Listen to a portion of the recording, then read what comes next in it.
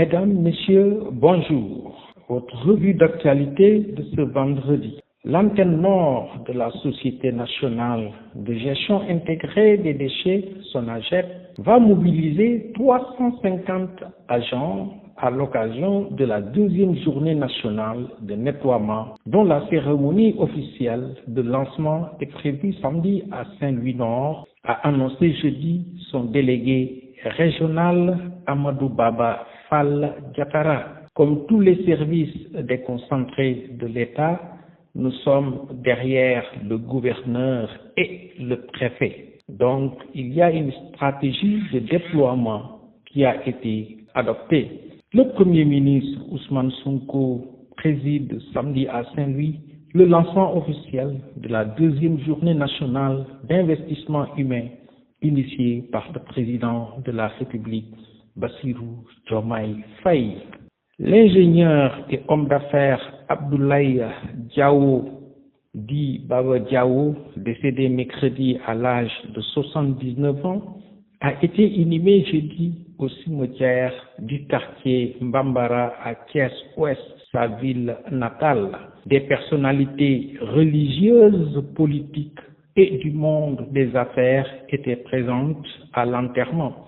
La dépouille a été acheminée à Mbambara à la suite de la prière mortuaire qui s'est déroulée à la mosquée de Moussanté, un autre quartier de la ville. Le porte-parole du khalife général des Mourides, le guide religieux Serigne Habib Sy Mansour, le maire de Thiès, Babacar Diop, son prédécesseur Talla Sylla et l'homme d'affaires Bahatal étaient dans l'immense procession funèbre. Baba Diao était un homme bien, un homme de bien. Témoignait Talla Sylla, c'était un homme généreux, discret et travailleur, prompt à partager ses biens avec les gens en toute discrétion.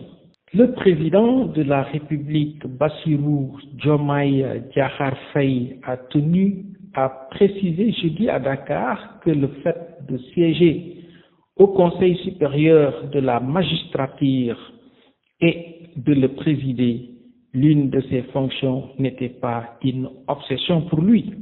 Si la plupart des acteurs du système judiciaire veulent que le président de la République quitte cette instance, je ne resterai plus dans le Conseil supérieur de la magistrature.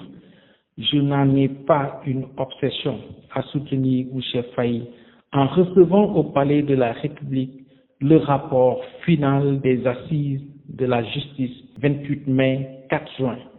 Je veux préciser que je ne tiens ni à y rester ni à en sortir.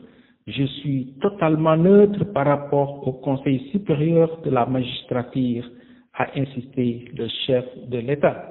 Les arguments avancés par les magistrats en vue de la présence du président de la République au CMS doivent être davantage étayés, selon Bassirou Diomaye Faye.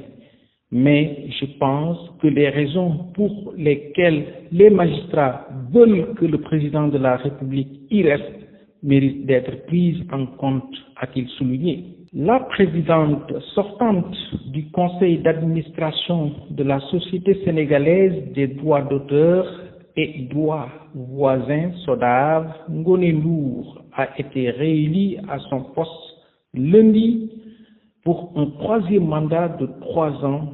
La productrice musicale a obtenu 33 voix sur 36, devançant son challenger, le musicien chanteur Djiby Guissé des frères Guissé, qui a obtenu 3 voix à l'issue du scrutin organisé dans les locaux de la SODAV en présence de journalistes et en présence du directeur gérant de la SODAV, Ali Bakili.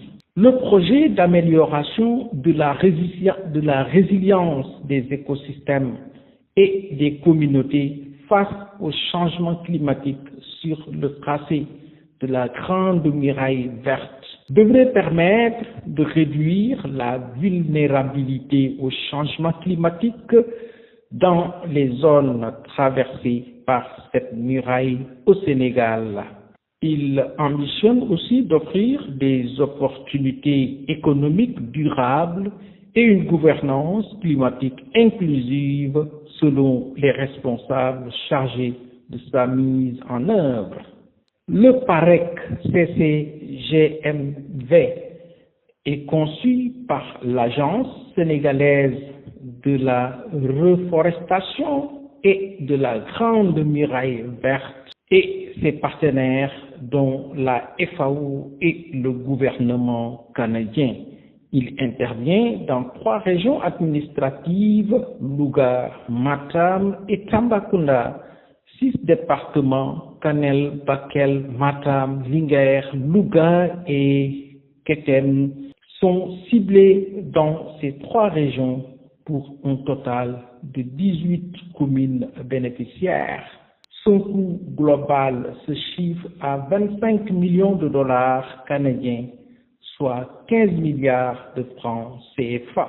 Ouvrons la page internationale de cette revue d'actualité. La participation du Sénégal au 10e Forum mondial de l'eau a été remarquable sur tous les plans, notamment dans la mise en avant des efforts du pays dans la promotion d'une gestion durable de l'or bleu face aux défis croissants du changement climatique, a indiqué jeudi le ministre de l'Hydraulique et de l'Assainissement, Cheikh Tidiane Dièye.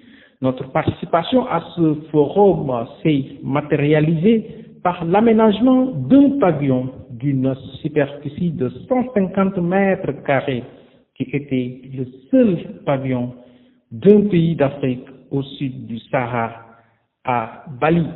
À travers ce pavillon, notre pays a tenu son rang leader en matière d'hydrodiplomatie et de coopération sur l'eau, a-t-il fait valoir aujourd'hui plus que jamais, a poursuivi Cheikh Tidiane Dièye. La voix du Sénégal pèse et compte sur le concert des nations, particulièrement lorsqu'il s'agit de discuter d'un sujet aussi stratégique et central que la ressource en eau.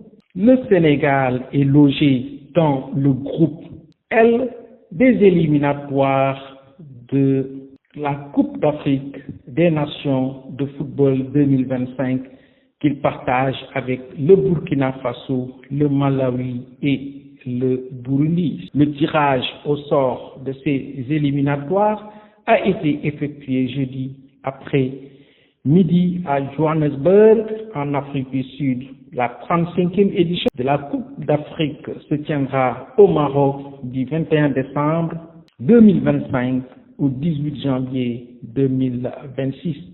48 équipes prendront part aux éliminatoires pour tenter de décrocher les 24 places qualificatives pour la phase finale de la CAN.